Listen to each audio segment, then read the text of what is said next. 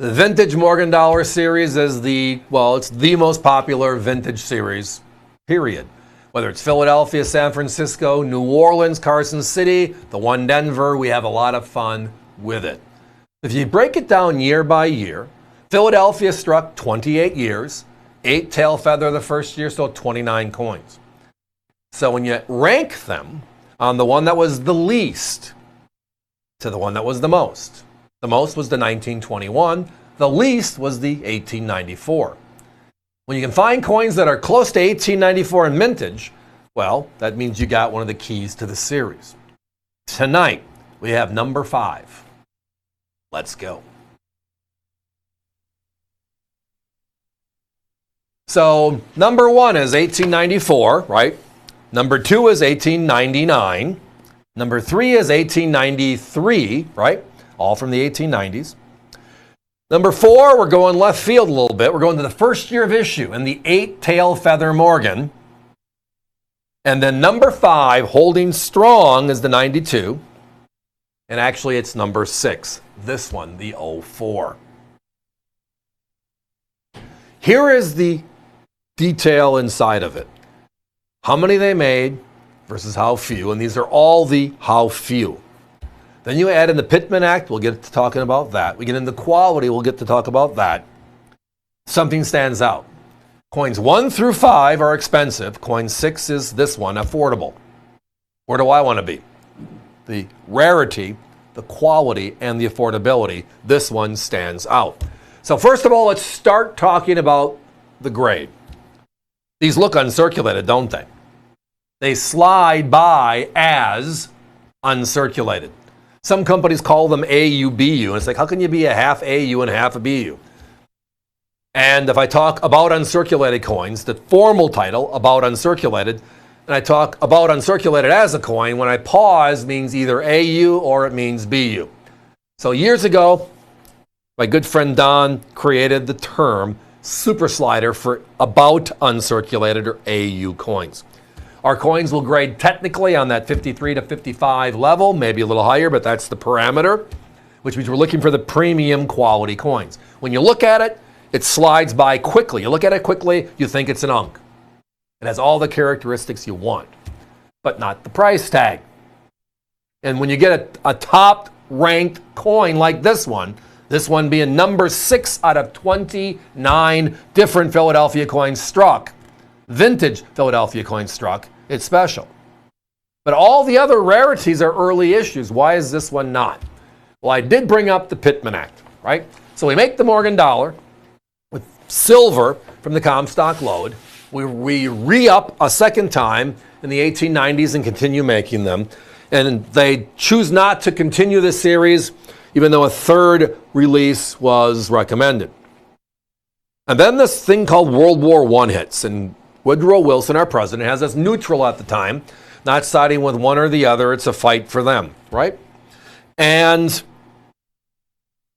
the English, close ally of ours, is having a run on silver in India, one of their protectorates or territories at the time. We can't send them silver because all of our silver looks like this. If we send them this, they'll know the U.S. bailed them out. So Senator Pittman, the Pittman Act was passed in 1918, which created the destruction of 60% of all the old Morgans. And we used the bullion on the open markets, which could not be tracked per se. Plausible deniability is part of it. And the English got what they needed. We helped turn the tide. Shortly thereafter, the doughboys go over there and the war is over. Right? We did not keep track of what happened and what didn't happen. So if we destroyed 60 out of 100 coins struck randomly, which ones were 75 and which ones were 25, right? We don't know.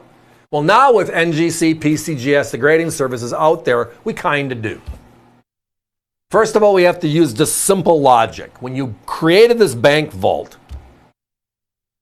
and efficiency is important, when you made coins in 1878, did you open the door and drop all the bags right by the door? So when the 1879s were released, you had to climb over the 78s to put the 79s down.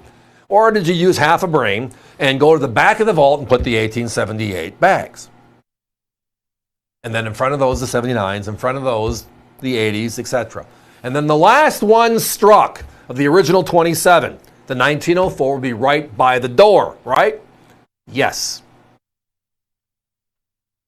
So when you're opening that door to melt silver, what's by the door? The later dates. It explains why the prices on the 1890s are where they are. It explains why the prices on the early 1900s are as well. Are you ready for this? If you add together NGC and PCGS on an 81S, you're going to get over 700,000 coins. The 78S, the first year of issue, you're going to get over 200,000 coins. Right?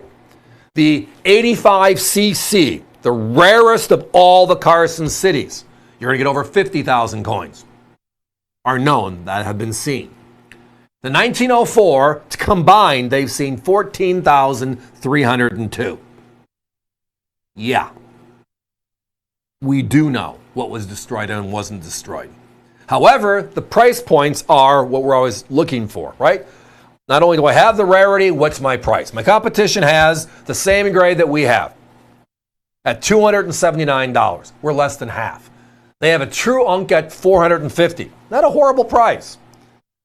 But when I see a circulated coin with a fine 12 to VF20 grade selling for $119, I'm going to take a 53 to a 55 for $10 more. And they look this gorgeous. Oh, by the way, in the same grade, the 94P is 5,000, the 99P is 400, 93P is 2,000, 78 eight-tail feather, 400, 92, 400, and then this one at number 6.